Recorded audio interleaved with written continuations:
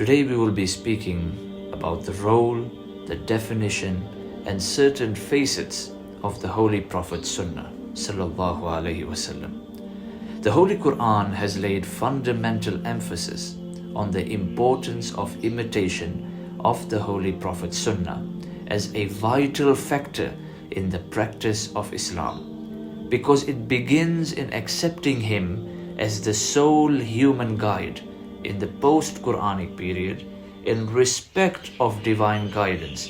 and it develops in imitating him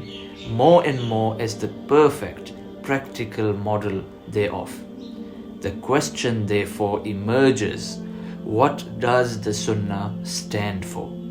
We may concisely answer this question by saying that the Holy Prophet Sunnah stands for the dynamic manifestations of the ethico-religious dimensions of his personality.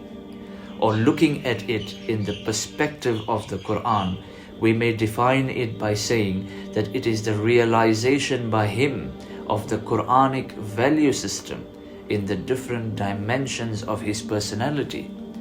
If the implications of the Sunnah are understood properly by a Muslim, it saves him from indulgence in bid'at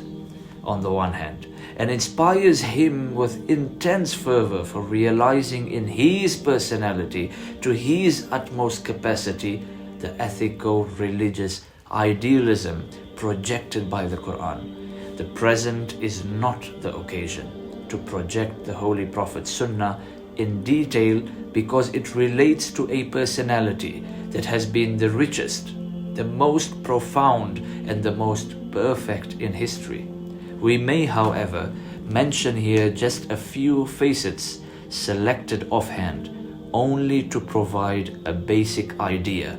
They are: utmost devotion to Allah subhanahu wa ta'ala, spending every moment of life productively and with planning and grace, and not wasting it in frivolities, and doing all that without the harshness and rigors of asceticism, but with positive consciousness of maintaining life in God-boundness,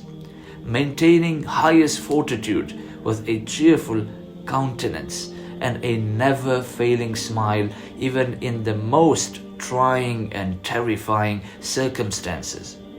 gentleness and considerateness in dealing with others, forgiveness and love for the worst enemies,